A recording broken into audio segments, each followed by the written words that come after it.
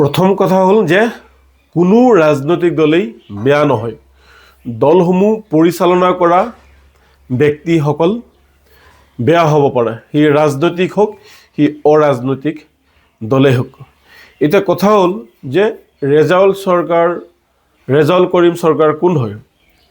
ৰেজাউল কৰিম চৰকাৰ আমছুৰ প্ৰাক্তন সভাপতি হয় আৰু সংখ্যালঘু জনতাৰ তেওঁ হিয়াৰ আমঠু হয়। সংখ্যালঘু জনতাই তেওঁক ভাল পায়, তেওঁক সন্মান কৰে, কাৰণ তেওঁ সংখ্যালঘু জনতাৰ হকে কাম কৰিছিল। সেইবাবে সংখ্যালঘু একাংশ ৰাইজে তেওঁক নেতা হিচাপে সন্মান কৰে, মৰম কৰে।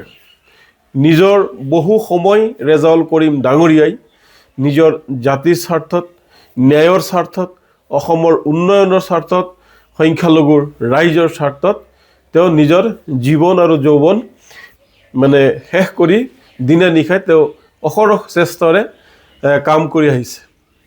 আৰু সেইজন নেতাক সাংসদ প্ৰদ্যুৎ বৰদলৈয়ে চিনি নাপায়। আৰু দেৱব্ৰত শইকীয়াই, যি কংগ্ৰেছ দলৰ বিৰোধী দলৰ দলপতি, তেওঁ ৰেজাউল কৰিম চৰকাৰক কংগ্ৰেছৰ এজেণ্ট, বিজেপিৰ এজেণ্ট বুলি কৈছে, হিমন্ত বিশ্ব শৰ্মাৰ এজেণ্ট বুলি কৈছে। কংগ্ৰেছ হাইকমাণ্ডলৈ তেওঁ পত্ৰ লিখিছে। মই কংগ্ৰেছ দলক বেয়া বুলি কোৱা নাই, মই এই দুইজন মানুহৰ কথা কৈছোঁ যে তেওঁলোকে ক্ষমা খোজা উচিত। ৰেজাউল কৰিম চৰকাৰ চিনি নাপায়, আচলতে তেওঁ চিনি পাব কোন? যিহেতু ৰেজাউল কৰিম চৰকাৰ ডাঙৰীয়াই সংখ্যালঘু ৰাইজৰ কাৰণে কাম কৰে, মানুহৰ ন্যায়ৰ কাৰণে কাম কৰে, বিভিন্ন জাতি জনগোষ্ঠীৰ সমন্বয়ৰ কথা কয়, বৰ অসমৰ কথা কয়, ভাতৃত্ববোধৰ কথা কয়।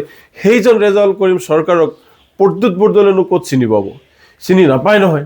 তেনেকুৱা মানুহক তেওঁ অন্যান্য লোককহে চিনি পাব। তো আমি প্ৰদ্যুৎ বৰদলৈ আৰু বিৰোধী দলৰ দলপতি দেৱব্ৰত শইকীয়াক আমি সংখ্যালঘু অঞ্চলত আমি প্ৰৱেশ নিষিদ্ধ কৰিছোঁ।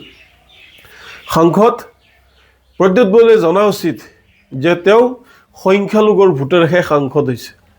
তেওঁ সৌ উজনিৰ পৰা আহি, মাৰ্ঘেৰিটাৰ পৰা আহি সংখ্যালঘুৰ ভোটেৰে তেওঁ ভোট লৈ তেওঁ সাংসদ হৈছে।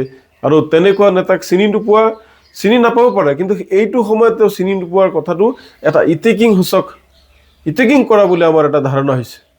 গতিকে এনেবোৰ শব্দ কোৱা, এনেবোৰ কথা কোৱা ঠিক হোৱা নাই। তেওঁলোকে এই দুয়োগৰাকী ব্যক্তিয়ে যেতিয়ালৈকে অসমৰ জনতাৰ ওচৰত ক্ষমা নোখোজে, তেতিয়ালৈকে আমি এই দুয়োগৰাকী ব্যক্তিক আমি সংখ্যালঘু অঞ্চলত আমি প্ৰৱেশ নিষিদ্ধ কৰিছোঁ। আমি কংগ্ৰেছক বেয়া বুলি কোৱা নাই, আমি এই দুয়োগৰাকী নেতাৰ কথাহে আমি কৈছোঁ।